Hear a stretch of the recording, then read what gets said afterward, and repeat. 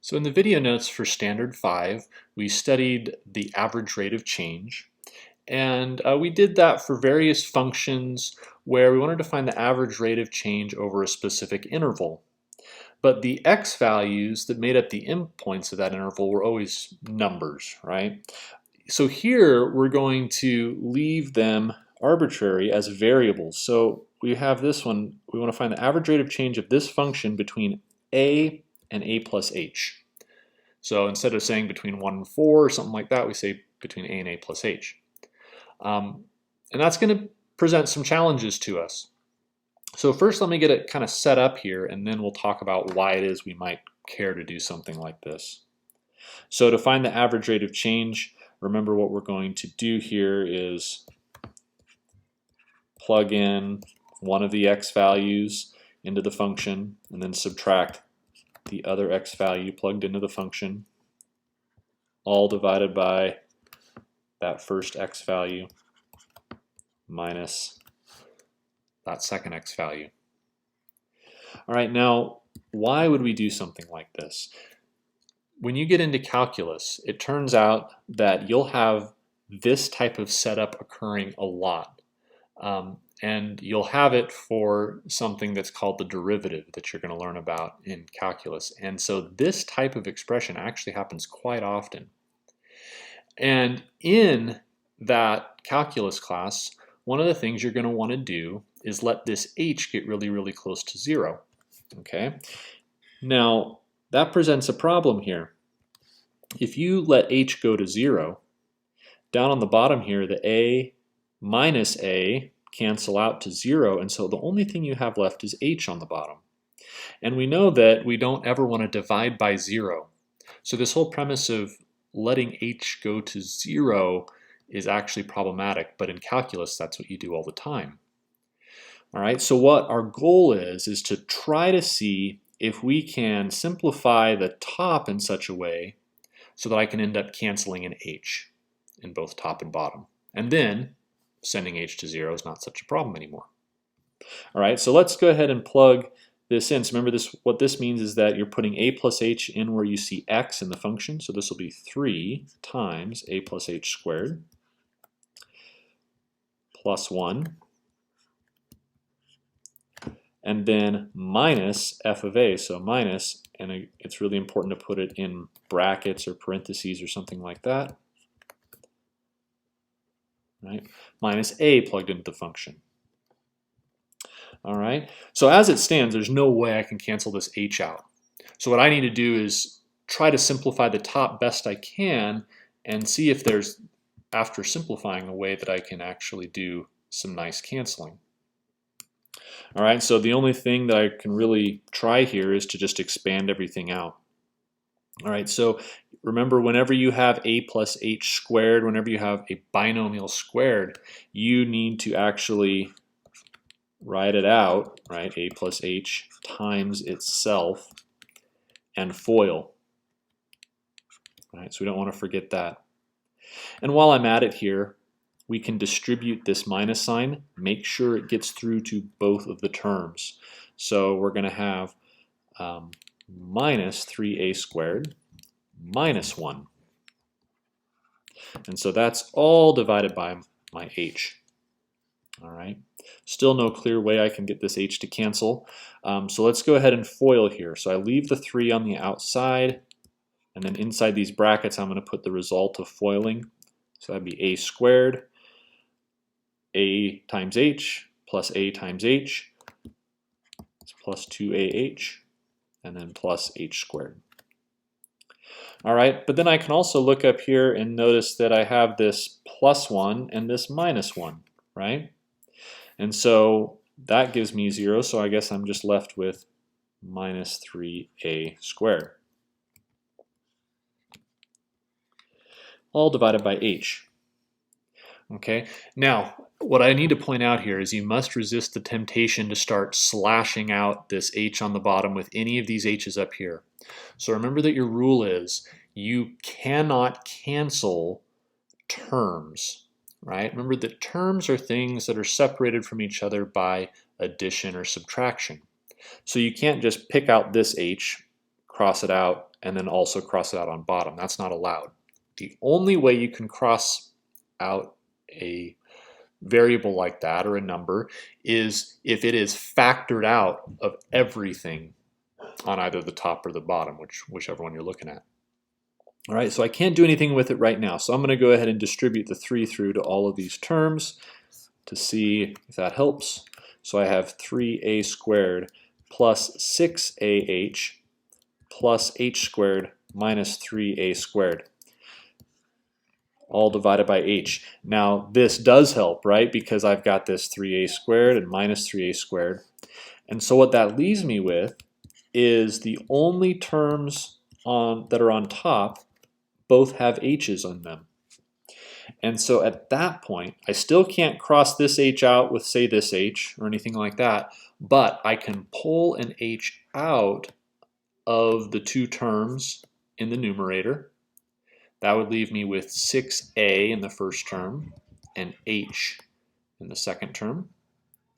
And then now it's h, and this doesn't look much like an h, does it? H times everything on top. Now that it's this h is multiplication with everything on top, now it is okay for me to cancel it out with the h on bottom. So all of this just simplifies to 6a plus h. So that would be our average rate of change completely simplified. So that was one example where there's kind of a lot of simplifying to do in the whole process.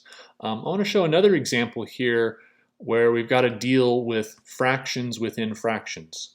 So this one's asking me to find the average rate of change of this function between a and 1. So we have one letter, one number. So we know that what we're supposed to do is say g of a minus g of 1 divided by a minus 1. All right, so we can go ahead and start plugging things in.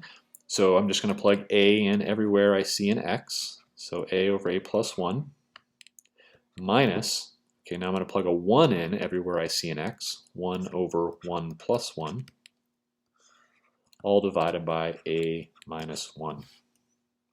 Of course, this fraction I can do better with, right? A over a plus 1 minus 1/2 over a minus 1. But this is pretty ugly at this point, right? We got fractions within fractions, and we definitely do not have a simplified situation here when we have fractions within fractions. So I want to not have that anymore. So one of the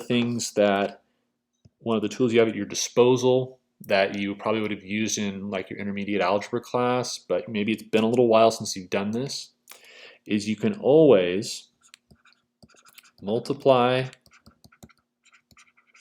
the top and the bottom by the least common denominator. Okay, so look at the denominators of all the fractions and ask yourself, what is the least common denominator? Well, if I look at a plus 1 and 2, they really have nothing in common with one another, right? So anytime you've got your 2 denominators with nothing in common, the LCD is just going to be the product of the 2. So the LCD is just going to be 2 times a plus 1. And just to give an analogy here, you know, if I was to ask you to add 1/5 and 1/6, right? You would look at 5 and 6 and say, hey, they've got no common factor. So what's the LCD? The LCD is 30, right? And so you would make each of them have a 30 in the denominator. That's the same thing we're doing here. They have no obvious common factor, so just multiply them together to get your LCD. All right, so when I do that, I am then going to multiply on top by that LCD, but that's only legal if I also multiply on bottom by that LCD. Right? So on the top and the bottom of the big fraction, I'm multiplying by that least common denominator. So what happens is on top, it gets messy at first, but then it actually gets a lot better. So I can multiply this through. I'm going to have 2 times a plus 1, all divided by a plus 1. Well, you can see the a plus 1s are going to cancel, right? And now I have 2 times a plus 1, when I distribute to here, over 2. Well, I can see the 2's are going to cancel. Now I have kind of this mess on the bottom, but here's where I'd really encourage you to be as lazy as possible, because you might be able to cancel some things out on the bottom with what's on top. And if you are going to do that, you want it all factored anyway. So don't put yourself through more work by multiplying all this out. Just leave it exactly the way it is. Okay? Those cancel, those cancel. All right, so what I'm left with is, in the numerator, I've got 2a, and then let's be careful. This minus sign has to go through to both of these terms that are in parentheses, right? So it's minus a minus 1, all divided by this.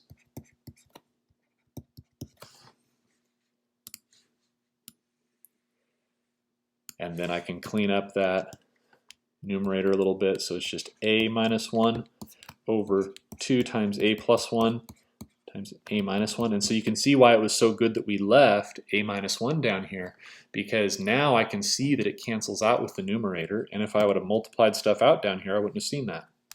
So I go ahead and cancel, and then of course when you cancel everything from the top, what's really there still, of course, is a 1, right?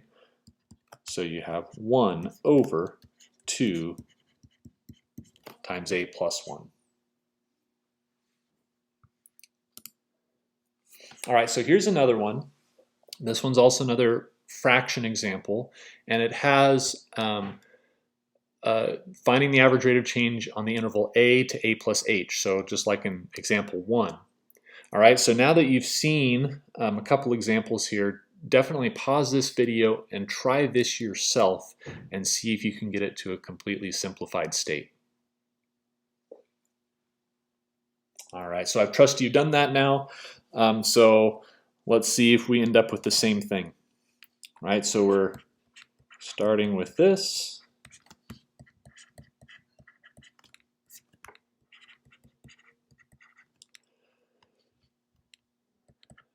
So that's going to be 2 over a plus h plus 1 minus 2 over a plus 1, all divided by, well, the a and minus a canceled to just give me h. All right. So in the last problem, when we were at this point here, we go back. Remember, we were at the point of saying, okay, well, what's my, when I got two fractions subtracting with each other, I said, okay, well, what's my LCD? And I found it and I multiplied on top and bottom by it. So here we want to ask the same question, right? What's my LCD? Now, at first, this might be kind of a head scratcher because you're looking at this thing saying, boy, they really look similar, right? They both have an a plus 1 in them, but then this one has a plus h also, right? So do they have anything in common? Well, here's the key. What we're looking for is, do they have a common factor in them? And there's really no reason to think that they do, and here's why. Let's plug in some fake numbers here. Let's suppose that a is equal to 2 and h is equal to 1. So bear with me here. If a was 2 and h was 1, that would be 2 over 4, right? Would be that first fraction. And then if, remember, a was 2, that would be 2/3, right? So do these two denominators have anything in common? No, they don't have a common factor, right? Remember, factor means that you something you're multiplying, right?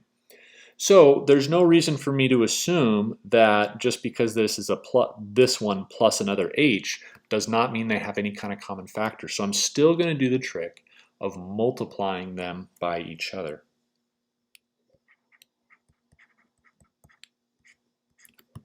And that ugly thing is my LCD. All right, so I'm going to go ahead and multiply on top by that.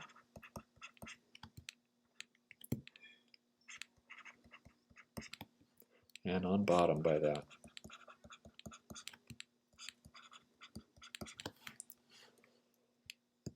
Now, it's really important that on top we don't rush to do too much work. Just simply distribute this through. And by the way, when you're multiplying by this, you can think of it as that over 1, right? So that it's a fraction times a fraction. So that helps you kind of visualize better what's happening, then you can do that.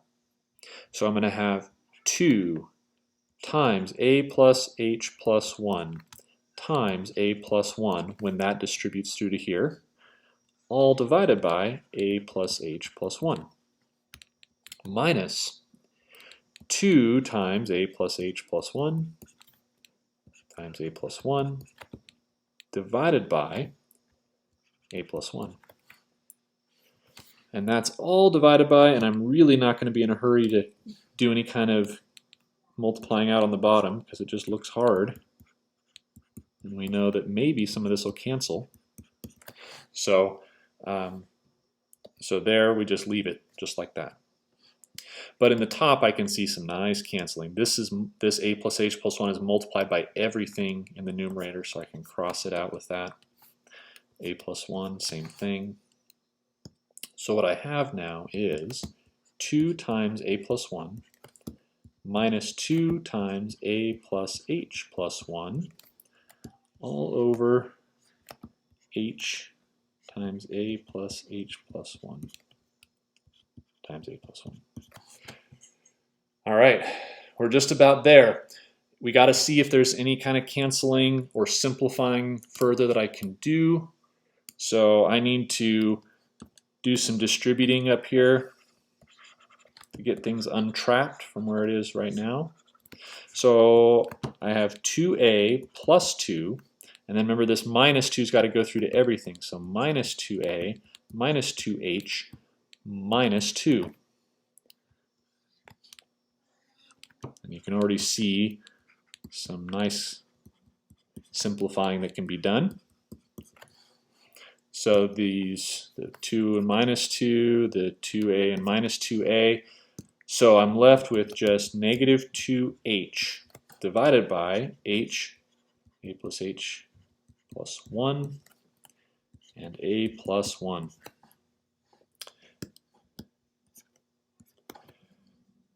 And then I can cancel those h's, and now I've got it simplified. Now, I really don't mean to scare us off from calculus. That's not my goal here. And when you get to this point in calculus, you're going to practice it a lot, okay? So it's okay if, this is a little bit scary right now, but I do want you to know you will do this kind of thing. So I'm not just kind of torturing you here with some of this long drawn-out algebra. So it'll take some practice, but you'll get some practice here in these class notes, and then also in the homework, you'll get a chance to practice some of these algebraic skills of yours.